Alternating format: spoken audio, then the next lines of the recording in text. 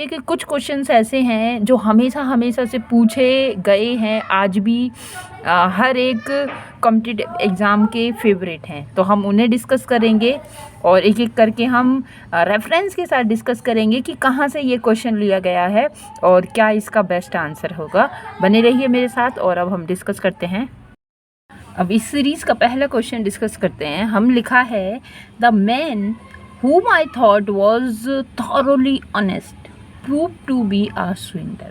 कि एक आदमी, द मैन, उस आदमी जो मैंने सोचा was thoroughly honest, कि पूरी तरह से ऑनेस्ट था, proved निकला to be a swindler। तो वो क्या निकला? swindler निकला, धोखेबाज निकला, है ना, डिसऑनेस्ट निकला। ठीक है, तो अब यहाँ देखेंगे हम कि कौन इन 4 ऑप्शंस के अंतर्गत हमारे पास क्या ऐसा कौन सा है जो ठीक है ना। तो लिखा है the man whom I thought was thoroughly honest proved a swindler, और यहाँ लिखा है proved to be a swindler। ठीक है, तो ये जो थीम है ये पैसिव वॉइस वाली थीम है यहाँ पर। आगे लिखा है the man who I thought was thoroughly honest proved to be a swindler, पर यहाँ पर whom लिखा है, यहाँ who लिखा है, तो the man who। अब यहाँ पे ये जो who है it is like subjective case. अब सब्जेक्ट है तो सब्जेक्ट के बाद कोई वर्ब आएगी, पर यहाँ तो कोई वर्ब है नहीं, है ना। तो इसी वजह से ये यहाँ पर जो रिलेटिव प्रोनाउन सब्जेक्टिव केस में है वो यहाँ सूट नहीं कर रहा है। द मैन हु, सपोज ऐसा हो सकता था the man who was my brother, जो मेरा वह, द मैन वो आदमी, हु वॉज माई ब्रदर जो मेरा भाई था। तो यहाँ पे हु के बाद क्या आ रहा है? वॉज, वर्ब आ रही है। ठीक है, पर यहाँ पे तो वर्ब नहीं है, आई यहाँ सब्जेक्ट दिया ही हुआ है, तो इस वजह से हु नहीं आएगा। आगे लिखा है, इसीलिए ये तो गलत है, ये तो पूरी तरह से गलत है, ये नहीं आएगा। The man to whom, the man to whom जिसको I thought was thoroughly honest prove to be a swindler. तो टू यहाँ पे नहीं, टू हुम नहीं आएगा, जिसको ऐसा सेंस नहीं आएगा, क्योंकि ये रिलेटिव प्रोनाउन की तरह वर्क कर रहा है। ऐसा नहीं, ये यहाँ पे प्रपोजिशन की ज़रूरत यहाँ पर नहीं है, ये रिलेटिव प्रोनाउन की तरह वर्क कर रहा है। तो जो कि अपने, क्यों, हुम कौन है ना, हुम कौन है? जिसको इस मैन के लिए आया है, तो यहाँ बीच में टू की ज़रूरत नहीं है, इसलिए ये भी नहीं आएगा। और दूसरी बात, जो हमारा ऑप्शन फर्स्ट है it is not correct, because कि यहाँ पे प्रूव्ड अ स्विंडलर है ना, जैसे कि आई प्रूव्ड अ स्विंडलर, जैसे मैंने प्रूव किया, क्या प्रूव किया? ये, पर वो मैंने प्रूव नहीं किया है, प्रूव टू भी ऐसा निकला, है ना। तो जो टोन है वो कैसी है? पैसिव वॉइस यहाँ पर है, पैसिव टोन है, तो that's why our answer is this is also wrong. तो जो हमारा ये जो सेंटेंस है ये करेक्ट है अपने आप में। So answer is no improvement, answer is no improvement.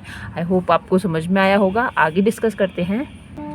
Next question आप देखिए, लिखा है कि no sooner had the dividend been declare the notices were sent out. No sooner, अब यहाँ पे नो सूनर के साथ यहाँ हैड दिया हुआ है। नो सूनर ठीक है, ये आ सकता है डिड या हैड, और यहाँ पे इन्वर्जन का रूल चलता है। इन्वर्जन का रूल उसी प्रकार जैसे लिखा है कि हाउ आर यू, तो यहाँ यू जो है यही तो सब्जेक्ट है, पर इससे पहले वर्ब आ गई, और यहाँ जो हाउ है एडवर्ब की तरह है। तो ये जो नो सूनर है it is also working here as adverb. ठीक है, एडवर्ब की तरह वर्क कर रहा है ये।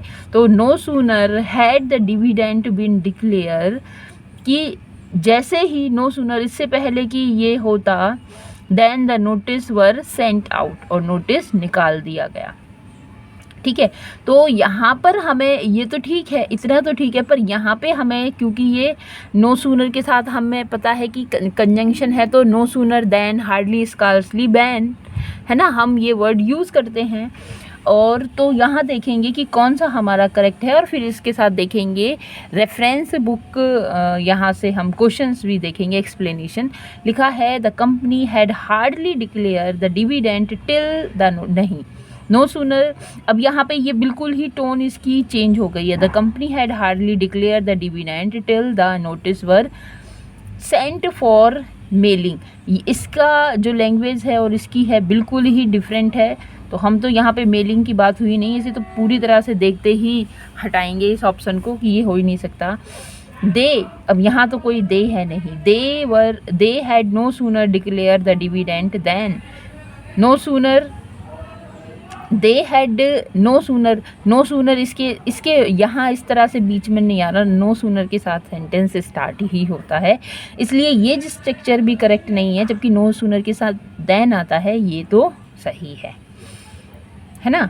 आगे लिखा है hardly had the dividend been declared then the notice were sent out और नो इम्प्रूवमेंट। तो न्यू इम्प्रूवमेंट हमारा कुछ आंसर नहीं होगा, क्योंकि इम्प्रूवमेंट इसमें है, गलती इसमें है। गलती इसमें यहाँ है कि अगर हम नो सूनर है तो उसके साथ हमें देन का यूज़ करना है, नो सूनर देन। और अगर ये भी हमारा सही है, पर यहाँ एक चीज़ गड़बड़ है। एक चीज़ गड़बड़ है क्या, कि हार्डली के साथ देन नहीं आएगा, हार्डली के साथ वैन आता है, वैन, WHEN, वैन। एक और पॉइंट आप यहाँ देखिए कि क्या कहते हैं, जो कंजंक्शन है ना, तो कंजंक्शन यहाँ पर कैसे कंजंक्शन है कि नो सूनर के साथ देन का यूज़ किया जाता है। दो सेंटेंस जोड़ते हैं तो नो सूनर से स्टार्ट हो रहा है, फिर दूसरा सेंटेंस देन से स्टार्ट हो रहा है, तो नो सूनर और कुछ लिखा होगा उसके बाद देन। उसी तरह से स्कार्सली के साथ वैन आता है और हार्डली के साथ भी वैन आता है, जबकि नो सूनर के साथ देन आता है, और ये देन THAN वाला देन है। अब इस क्वेश्चन का ये रेफरेंस मैं नीतू मैम की बुक से दे रही हूँ, और यहाँ आप देखिए कि नो सूनर के साथ देन, हार्डली के साथ वैन, स्कार्सली के साथ भी वैन आता है। इसे रट लीजिए क्या, कि no sooner than, hardly, scarcely, when, no sooner than, hardly, scarcely, when. और ये तीनों ही कोरिलेटिव कंजंक्शन है और इनका जोड़ा सही होना चाहिए, ये इन्होंने हमें बताया है। और क्या बताया कि नो सूनर डिड ही, अब यहाँ देख लीजिए आप कि ये जो सेंटेंस है इसी तरह से मतलब यहाँ इनवर्जन का रूल फॉलो कर रहा है। No sooner did he see me when he run away, तो ये तो यहाँ गलत किया हुआ है, तो हमें वैन को हटाना है, देन का यूज़ करना है। No sooner had the thief, हाँ डिड का भी यूज़ होता है और हैड का भी यूज़ होता है नो सूनर के साथ, पर स्ट्रक्चर इसी तरह से बनेगा कि no sooner had the thief seen the police then. अब यहाँ तो देन नहीं आएगा, यहाँ वैन आएगा, रन अवे, ठीक है। तो ये मैं आपको वेरीफाई कराने के लिए दिखा रही हूँ। और ये तीनों कोरिलेटिव का प्रयोग केवल पास्ट टेंस में करें, है ना, सिर्फ पास्ट टेंस में होता है। एक बात तो हमें ये ध्यान रखनी है। दूसरी बात क्या, कि अगर वाक्य की शुरुआत हार्डली, स्कार्सली से हो तो उसके बाद का वाक्य फॉर्मेशन इंटेरोगेटिव तरीके से होगा, यानी helping verb plus subject plus main verb, इस तरह से होगा कि had plus subject plus verb की थर्ड फॉर्म, या फिर डिड सब्जेक्ट प्लस वर्ब की फर्स्ट फॉर्म, है ना। लेकिन इससे वाक्य प्रश्न नहीं बनता, इससे वाक्य प्रश्न जैसा नहीं बनता। कहने का मतलब यहाँ पर जो रूल आपने पढ़ा होगा, इन्वर्जन का जो रूल है वह यूज़ यहाँ होता है, ठीक है। हार्डली, जैसे यहाँ देखिए कि hardly I saw, no, hardly I saw नहीं, hardly did I see, hardly did I see him when I stop the car. तो मैं समझती हूँ कि ये जो मैंने आपको रेफरेंस दिया है, नो सूनर, हार्डली, स्कार्सली, ये जो कोरिलेटिव कंजंक्शन है इनके विषय में आपको अच्छा लगा होगा। और इसी तरह से यहाँ पर मेरा अप्रोच रहेगी कि हम हर एक क्वेश्चन को इतनी बखूबी से एक्सप्लेन करें कि ये हमें ध्यान रहे कि हमने ये जो पढ़ा था कहाँ से पढ़ा था। Next our question is riding upon his horse the tiger jumped at him. ये भी देखिए, ये क्वेश्चन जो है 2011 के हैं, और ये आयोग के हम कहेंगे कि हर एक कॉम्पिटिटिव एग्ज़ाम के बड़े ही फेवरेट क्वेश्चन रहे हैं। इस तरह से क्वेश्चंस पहले भी आते थे, अभी भी आते हैं। तो ये कुछ इस तरह के एवरग्रीन क्वेश्चंस यहाँ पे डिस्कस किए जा रहे हैं, और आते बार बार आते रहेंगे ये, और हमें ये इतने पक्के हो जाएंगे कि अब हमारा क्वेश्चन यहाँ से गलत नहीं होने वाला। इस कॉन्सेप्ट को ज़रा ध्यान से पढ़ो और समझो। क्या लिखा है कि राइडिंग अपॉन हिज हॉर्स, कि राइडिंग अपॉन हिज हॉर्स, कि अपनी हॉर्स पर राइड करते हुए the tiger jumped at him, the tiger jumped at him. अब jumped at him, the tiger jumped at him, tiger उसके ऊपर उछला, है ना, उसके ऊपर उछला। टाइगर किसके ऊपर उछला? उसके तरफ, उसके ऊपर उछला।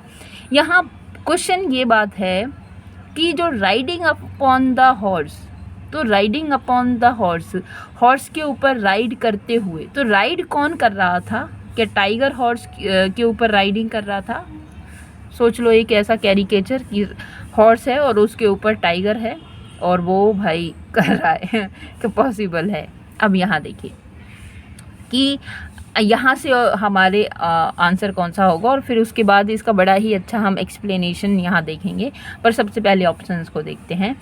तो इसमें इम्प्रूवमेंट तो है, तो ये वाला तो गलत हो जाएगी कि no improvement because here is improvement, ये गलत है पूरी तरह से। और क्या गलत है और किस तरह से गलत है यहाँ हम देखेंगे। सबसे पहले लिखा है कि riding upon the tiger, tiger के ऊपर राइड करते हुए the horse jumped at him, तो ये तो इसी के जैसा हो गया। यहाँ पे टाइगर है, यहाँ हॉर्स है, बस यहाँ हॉर्स है, यहाँ टाइगर है, इतना ही अंतर है। ये भी सेंसलेस है, ये तो पूरी तरह से गलत है। लिखा है कि the tiger jumped at him, tiger उसके ऊपर उछला while he was riding upon his horse, ये सेंसफुल है और ये सही भी लग रहा है पढ़ने में। पर इसको पढ़ते हैं, the tiger road at him, है ना, तो यहाँ पे तो जंप की बात आई है, रोड की बात क्या आई है? While he was jumping on his horse. अब ये तो पूरी तरह से सेंसलेस है। जो हमारा सही आंसर है वो तो ये है ना, जो सही आंसर है वो तो हमारा ये है, the tiger jumped at him while he was riding upon his horse. ठीक है, अब थोड़ा सा हम देखते हैं इनके बारे में और थोड़ा एक्सप्लेन करते हैं इसको अपनी बुक से देखकर। इस तरह के जो क्वेश्चन आते हैं हम इन्हें मिस रिलेटेड पार्टिसिपल, इन्हें हम कहते हैं मिस रिलेटेड पार्टिसिपल, जहाँ सब्जेक्ट को क्या नहीं किया जाता, रिलेट नहीं किया जाता। यहाँ देखिए मैं क्वेश्चन बुक से आपको समझाने की कोशिश कर रही हूँ और आपको पक्का समझ में भी आएगा। क्या लिखा है कि पार्टिसिपल की यहाँ पर बात है, ये एडवांस वर्ब से ये क्वेश्चन आया है कि पार्टिसिपल में जो शब्द वर्ब एवं एडजेक्टिव दोनों जैसे कार्य कर लेते वो तो पार्टिसिपल है। और यहाँ देखिए प्रेजेंट पार्टिसिपल की बात करें तो वो आईएनजी के साथ शुरू होगा। जैसे hearing the noise we rushed out of the restaurant, hearing the noise, noise सुनते ही वी रस्ड आउट, वहाँ से भागे रेस्टोरेंट से। क्वेश्चन मेरा ये है कि ये जो सब्जेक्ट है क्या इस जो पार्टिसिपल है इससे रिलेट कर रहा है? तो हाँ, इससे रिलेट कर रहा है। क्यों? क्योंकि नॉइज़ किसने सुनी? नॉइज़ भी हमने सुनी। भागे कौन? हम ही भागे। तो यहाँ पर हमें 2 बार सब्जेक्ट ऐड करने की ज़रूरत नहीं है क्योंकि ये जो सब्जेक्ट है वो अपने आप इसको ले लेगा, इसको मैच कर लेगा। ठीक है, तो ये प्रेजेंट पार्टिसिपल आप यहाँ देखिए। उसी तरह से ये भी thinking all is well he went to bed, ये सोचते हुए कि वह सब कुछ वहाँ ठीक है। तो सोचा ऐसा किसने? ही नहीं सोचा। वेंट टू बेड कौन गया? तो वो ही था। तो ये तो क्या है? रिलेट हो रहा है। यहाँ पे जो सब्जेक्ट है पार्टिसिपल से रिलेट हो रहा है, तो इसीलिए ये दोनों सेंटेंस यहाँ करेक्ट है। उसी तरह से ये प्रेजेंट पार्टिसिपल में भी आते हैं, उसी तरह से आप इन्हें पास्ट पार्टिसिपल में भी देखेंगे कि driven by poverty he committed suicide. तो कौन उससे मतलब झेल रहा था पॉवर्टी को? तो ही झेल रहा था। सुसाइड किसने कहा किया? इसने ही किया। तो ये जो सब्जेक्ट है हमारा, तो ये तो मिस रिलेटेड नहीं, रिलेट किया है इसने अपने पार्टिसिपल के साथ, तो ये तो सही है। यहाँ पे देखिए deceived by his best friend he was left in the large. ठीक है, तो डिसीव्ड होते हुए तो कौन हुआ? तो वह भी ही है। और ऐसा किसने किया? वहाँ से कौन चला गया इन द लॉर्ज? तो वो भी ही है। तो ये तो रिलेट कर रहा है। उसी तरह से परफेक्ट पार्टिसिपल में अभी आप इसको यहाँ देख सकते हैं कि having done with it they got down to work, having done with it they got down to work. कि हैविंग डन विद इट इसके साथ क्या करते हैं? पूरा करने के साथ दे गॉट डाउन, वो डाउन टू वर्क है ना, काम की तरफ चल पड़े। तो वो कौन? ये भी ही के दे के लिए है ना। तो यहाँ पे जो हमारा पार्टिसिपल है और आगे का सेंटेंस है वो दोनों क्या कर रहे हैं? मैच कर रहे हैं। जैसे having rested they started their journey again. तो वो ये रेस्टेड किसके लिए आया है? वो भी दे के लिए आया है। किसने स्टार्ट की फिर से जर्नी अगेन? तो फिर वो भी दे के लिए आया है। तो यहाँ तो कोई प्रॉब्लम नहीं है ना। मगर अब आगे देखिए कि एरर किस तरह से दिया जाता है। While it takes much time, बहुत टाइम लग रहा है, पर I think it's best approach, जो कि हम एक क्वेश्चंस के साथ हम एक उसको भी याद रखें कि कहाँ से कैसे पूछा गया है और इसका आंसर क्या होगा। यहाँ देखिए उसी तरह से वर्ब से कुछ इंपॉर्टेंट रूल्स हैं और इस तरह से क्वेश्चन पूछे जाते हैं। लिखा है कि बीइंग इल होने के कारण ही कुड नॉट कम, तो बीमार कौन था, वही आई ही बीमार था, आई कुड नॉट कम, और कौन नहीं आया, मैं नहीं आया, तो ये तो सही है। यहाँ पे जो सब्जेक्ट है तो पार्टिसिपल से रिलेट कर रहा है, सब्जेक्ट पार्टिसिपल से रिलेट कर रहा है। Being a rainy day I could not come, rainy day होने के कारण आई कुड नॉट कम, मैं नहीं आ पाया। अब ये हिंदी में पढ़कर तो अच्छा लग रहा है, मगर यहाँ पर आप देखिए कि रेनी डे कौन था, फिर ये अपना जो पार्टिसिपल है अपना सब्जेक्ट लेगा, तो वो कहाँ है, बीइंग अ रेनी डे। क्या आई रेनी डे हो सकता है, तो वो तो नहीं हो सकता है ना। तो यहाँ ये गलती है, यहाँ इसकी जगह इट आना चाहिए, it being a rainy day, जैसे ये लिखा है तो यहाँ इट होना चाहिए, it being a rainy day, और फिर इसका सब्जेक्ट अलग, पार्टिसिपल का सब्जेक्ट अलग क्योंकि वो अलग पॉइंट की बात कर रहा है, इसका सब्जेक्ट अलग क्योंकि ये अलग बात कर रहा है। ठीक है, उसी तरह से यहाँ देखिए कि walking alone the road my pen fell down, तो वॉकिंग अलॉन द रोड, तो वॉकिंग तो मैं कर रहा था या मेरा पेन कर रहा था, तो मेरा पेन तो नहीं कर रहा था।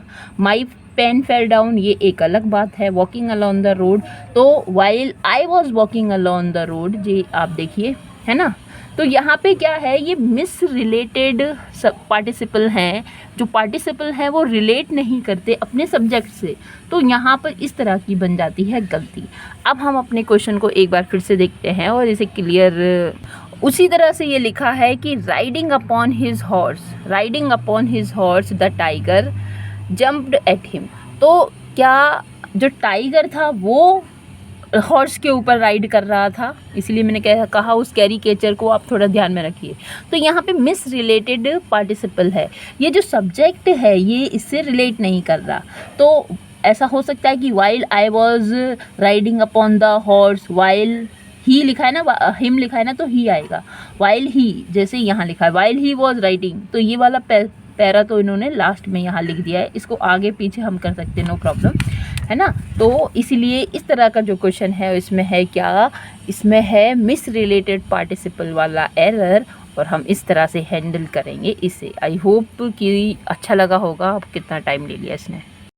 चलिए नेक्स्ट क्वेश्चन यहाँ हम देखते हैं कि आई इन ब्लैक एंड वाइट, ठीक है, यहाँ कॉमा लगा हुआ है, must have your terms down, तो ये तो जो है जो सेंटेंस है, जो इम्प्रूव यहाँ हमें करना है, सेंटेंस देखकर ही हमें पता चल गया है, और ऑप्शन भी हम पढ़ते हैं यहाँ पर, मगर ये सेंटेंस सीक्वेंस ऑफ सेंटेंस से है कि किसी सेंटेंस को हमें कैसे रखना होगा, कि पहले सब्जेक्ट आएगा, वर्ब आएगा, ऑब्जेक्ट आएगा, ये एक सीक्वेंस होता है सेंटेंस का, है ना। तो आई इन ब्लैक एंड वाइट, यहाँ कॉमा करके इस तरह से लगाने से तो कोई, कि मैं और ब्लैक एंड वाइट मतलब writing, printing, black and white का मतलब राइटिंग लिखने से या प्रिंटिंग से होता है ना।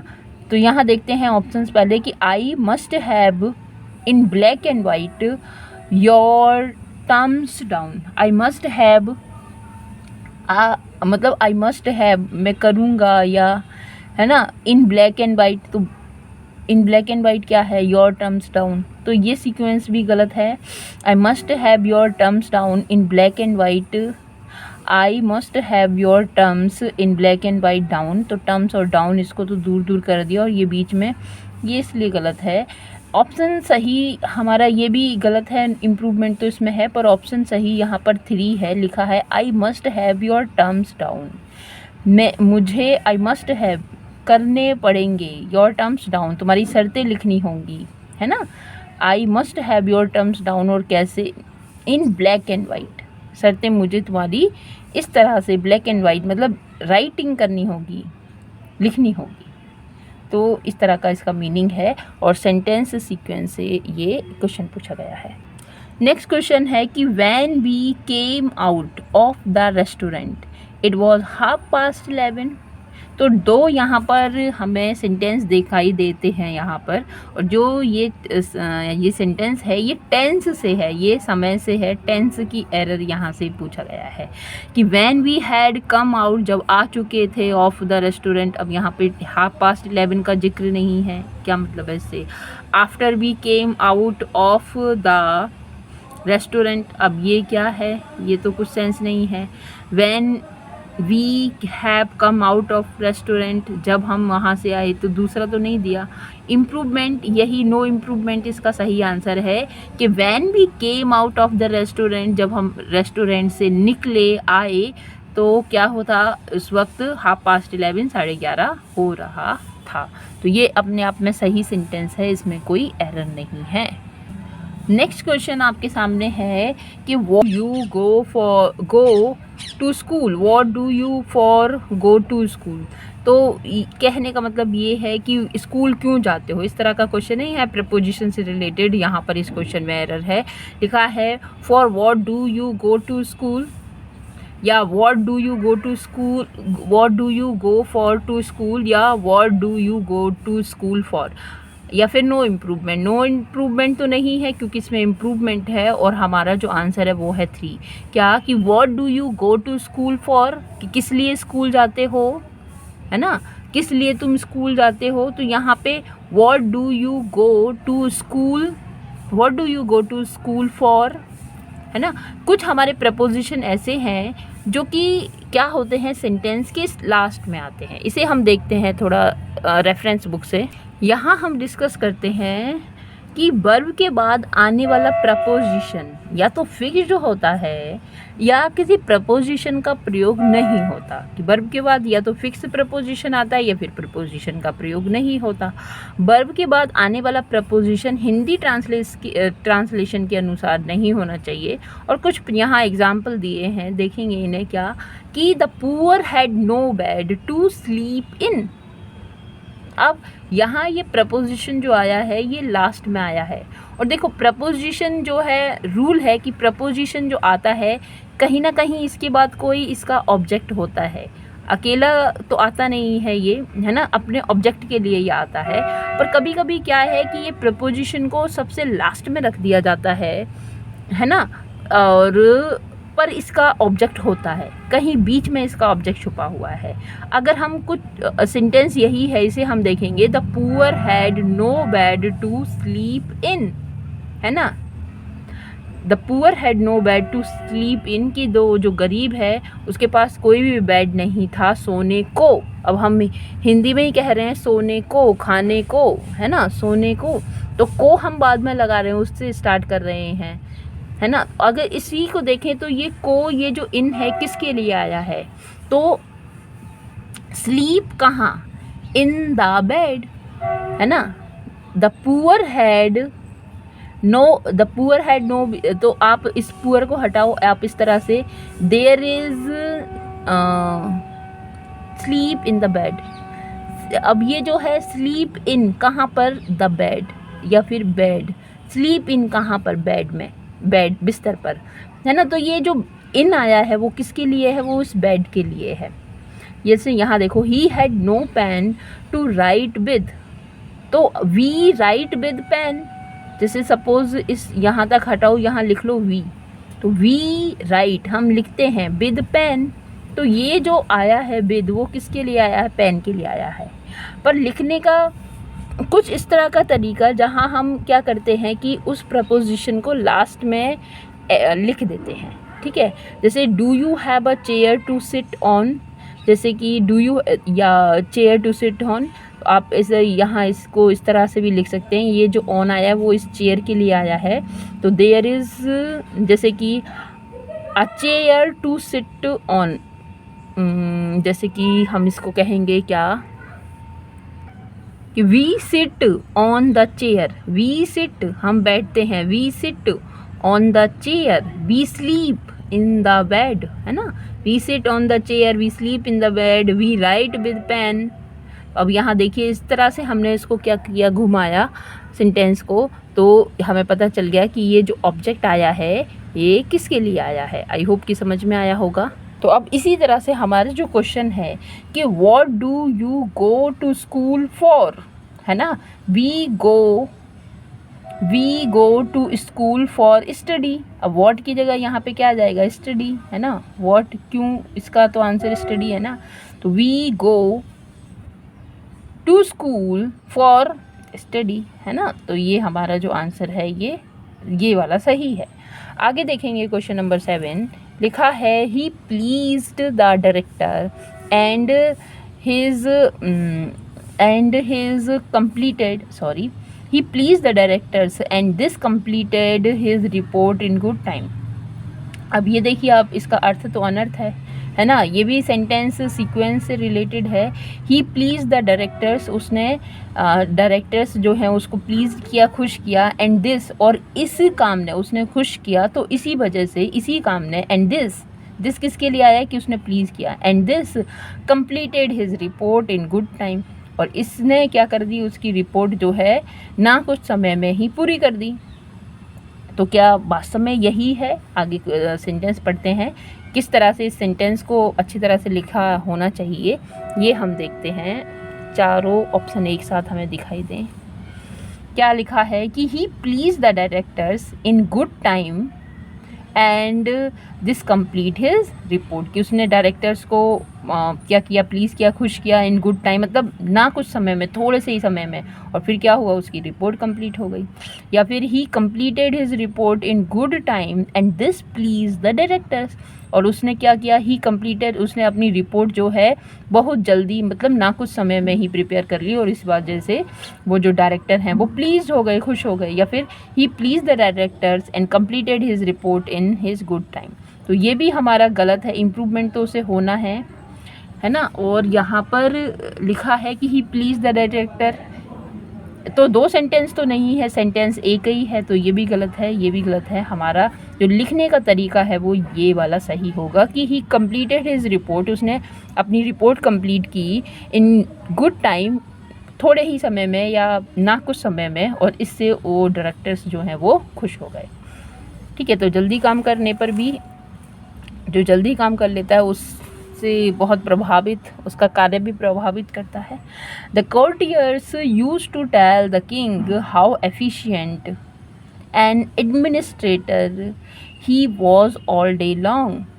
The courtier used to tell the king, courtier था दरबारी, कहा करता था हाउ एफिशिएंट, कि कितना एफिशिएंट, प्रभावशाली, an administrator he was all day long, all day long लंबे समय तक, कि कितना प्रभावशाली एडमिनिस्टर वो रहा है था ऑल डे लॉन्ग। तो ये जो सीक्वेंस है यहाँ पे गलत है, ये भी सीक्वेंस सेंटेंस है, पहले इस तरह के आते होंगे। ठीक है, लिखा है the courtiers all day long use to say, जब कोर्टियर्स पूरे दिन, यूज टू टेल कहा करता था, द किंग को, how efficient administer he was, कि कितना प्रभावशाली एडमिनिस्टर वो था। क्या ये सही है। या फिर the courtier used all day long, तो पूरे दिन को यूज़ किया करता था, इस तरह का सेंस हो जाएगा, ये तो गलत हो जाएगा। The courtier used all day long to tell the king, मतलब पूरा दिन यूज़ किया करता था ये कहने में ये गलत है sense.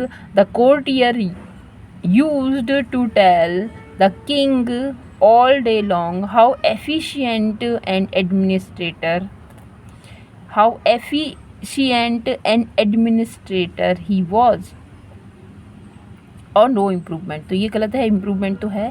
The courtiers use to tell the king all day long, तो मतलब पूरे दिन कहा करते थे, है ना, पूरे दिन उनको ये कहा करते थे।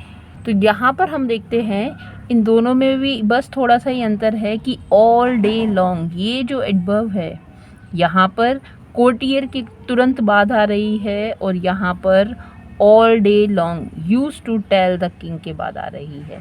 तो जो करेक्ट है वो तो हमारा है option number 3, the courtier use to tell, कहा करते थे द किंग से ऑल डे लॉन्ग, मतलब पूरे दिन भर, कि वो कितना एफिशिएंट और एडमिनिस्ट्रेटर था, है ना। और यहाँ कोर्टियर ऑल डे लॉन्ग, तो ये इसके लिए कोर्टियर्स के लिए चला जाएगा जो गलत है, जबकि ऑल डे लॉन्ग जो है वो ये जो आगे लिखा है वो किसके लिए, किंग के लिए है। तो ऑप्शन नंबर 3 हमारा करेक्ट होगा। ठीक है, तो all day long through out the day. आगे हम देखेंगे every Saturday I go out for shopping. Go for shopping होता है गो फॉर शॉपिंग, है ना। गो फॉर शॉपिंग करेक्ट है ना, जबकि फॉर शॉप्स नहीं होता। और यहाँ पे शॉपिंग का मतलब नाउन से हो जाएगा। देखो प्रपोजिशन हमारा फॉर है और प्रपोजिशन के बाद नाउन आता है। शॉप तो वर्ब की तरह यूज़ हो जाएगा, जबकि शॉपिंग नाउन की तरह, है ना। तो टू नहीं होगा, फॉर शॉपिंग होता है। तो इसमें नो इम्प्रूवमेंट है, ये सेंटेंस अपने आप में ही करेक्ट है। आगे देखेंगे सेंटेंस नंबर 10 लिखा है कि we had a grand party and we enjoyed very much. ठीक है, तो यहाँ पर जो एरर है वो ये है कि कुछ ऐसी वर्ब होती हैं जिनके बाद रिफ्लेक्सिव प्रोनाउन का यूज़ किया जाता है। यहाँ लिखा है कि we had a grand party, और एक हमारे मतलब बहुत अच्छी पार्टी थी और हमने क्या किया, and we enjoyed very much. तो एन्जॉय करने वाला कौन था, तो we enjoyed ourselves. We enjoyed ourself, किसको किया, अपने आप को ही किया, है ना। तो यहाँ देखिए ऑप्शन नंबर 3 इज़ राइट कि we had a grand party and we enjoyed ourself. Enjoy के बाद हमेशा रिफ्लेक्सिव प्रोनाउन का आना ज़रूरी है ना। I enjoyed the party, enjoyed the party, I enjoyed the party, मैंने पार्टी एन्जॉय की। I enjoyed my self in the party, है ना। तो इन द पार्टी कहाँ, इन द पार्टी, तो उसके बाद क्या आना ज़रूरी है, नाउन या प्रोनाउन का आना ज़रूरी है। तो यहाँ पर रिफ्लेक्सिव प्रोनाउन यहाँ दिया है। ठीक है, तो इसीलिए है। अभी थोड़ा एक्सप्लेनेशन देखेंगे, इंपॉर्टेंट है ये क्वेश्चन और एवरग्रीन क्वेश्चन है, हमेशा इस तरह के पूछे जाते हैं। चाहूँगी कि इस रूल नंबर 1 को ही पूरा देखने के बाद, एक्सप्लेन के बाद इसको क्लोज किया जाए। तो क्या लिखा है कि अगर कुछ वर्ब हैं और वर्ब उनके संदर्भ में रिफ्लेक्सिव प्रोनाउन का प्रयोग होता है, जैसे एक्विट, इसका मतलब होता है क्या, प्रशंसाजनक व्यवहार, अवेल लाभ उठाना, रिकनसाइल बेमन से ही स्वीकार कर लेना, एम्यूज मनोरंजन, रिजाइन हथियार डाल देना, मना करना, बेमन पर डाल देना, बेमन पर स्वीकार करना, या एवेंज बदला लेना, एग्जर्ट काफ़ी मेहनत करना, अप्लाई ध्यान देना, एडेप्ट ढालना, एडजस्ट प्राइड, एब्सेंट और एंजॉय के बाद रिफ्लेक्सिव प्रोनाउन का प्रयोग करें। ये रूल है। ठीक है, जैसे लिखा है कि the officers acquitted themselves well during the crisis. तो उन्होंने एक्विटेड किसको किया, अपने आप को ही किया। ठीक है, she has reconciled herself, उसने रिकनसाइल किया हर सेल्फ खुद, और she has reconciled herself to the demands of her in laws, कि अपने ससुराल वालों की जो डिमांड्स थी, रिकनसाइल बेमन से किसने, उसने खुद ही। ठीक है, the student exerts themselves a lot at the time of examination. Exerts मतलब काफ़ी, एग्जर्ट मतलब काफ़ी मेहनत करना। Okay, I pride myself, गर्व है तो किस पर है, खुद पर ही है। Apply yourself, you will have to apply yourself to this task wholeheartedly, you should avail yourself of this opportunity. Okay, अब यहाँ कुछ देखिए इन वाक्य को, दे एन्जॉय द पार्टी, पर यहाँ तो इसकी रिफ्लेक्सिव प्रोनाउन की ज़रूरत नहीं है। तो क्यों, ऐसा क्यों, यहाँ क्यों ज़रूरत नहीं है रिफ्लेक्सिव प्रोनाउन की। और दे एन्जॉयड ड्यूरिंग द वेकेशन, यहाँ पर भी एन्जॉयड के बाद देमसेल्फ नहीं लगे, देमसेल्फ का प्रयोग करें। हाँ, तो यहाँ आप देखिए कि हमें इन वर्ब के बाद क्या चाहिए, इन वर्ब के बाद हमें प्रोनाउन चाहिए, नाउन या प्रोनाउन चाहिए। अब प्रोनाउन चाहिए तो एन्जॉय किसने किया, खुद ने ही किया होगा, इसलिए रिफ्लेक्सिव प्रोनाउन का यूज़ कर लेते हैं। पहले लिखा है अगर एन्जॉय के बाद ऑब्जेक्ट का उल्लेख हो तो रिफ्लेक्सिव प्रोनाउन ना लगाएं। अगर ऑब्जेक्ट अगर कोई होता है, वही मैं कहना चाह रही हूँ कि अगर कोई ऑब्जेक्ट हमारे पास होता है इन वर्ब के साथ, तो फिर हमें रिफ्लेक्सिव प्रोनाउन की ज़रूरत नहीं पड़ती। अगर कोई ऑब्जेक्ट नहीं है तो वो एन्जॉय किसने किया होगा, हमने ही किया होगा। प्राइड किस पर होगा, हम पर ही होगा, है ना। जो वर्ब यहाँ हमें दी हुई, जो सब्जेक्ट यहाँ हमें दिया हुआ है, उसी का ही रिफ्लेक्सिव प्रोनाउन यहाँ पे लगाया जाएगा। ठीक है, तो जब ऑब्जेक्ट का उल्लेख नहीं होता तो रिफ्लेक्सिव प्रोनाउन का प्रयोग उल्लेख हो तो प्रयोग ना करें, परंतु ऑब्जेक्ट का उल्लेख नहीं हो तो फिर हमें प्रयोग करना होगा। जैसे ही वॉज एब्सेंट, वह एब्सेंट था, ही एब्सेंटेड हिमसेल्फ, उसने अपने आप को एब्सेंट कर लिया, है ना। तो अगर एब्सेंट का प्रयोग वर्ब के रूप में हो तो रिफ्लेक्सिव प्रोनाउन का प्रयोग करें। वर्ब के रूप में है, किया है हमने, और उसके बाद उसका कोई दूसरा ऑब्जेक्ट भी नहीं है तो भी हमने किया है, ठीक है। और अगर वर्ब के रूप में नहीं है तो फिर नहीं किया जाता। तो ये अब आपको दिखेगा, ठीक है। तो ये रूल नंबर 1 भी हमने पढ़ा और ये हमने समझे। लेक्चर तो बड़ा लंबा हो गया, मगर होप करती हूँ कि समझ में आया और आगे से थोड़ा सा ड्यूरेशन कम रहेगा।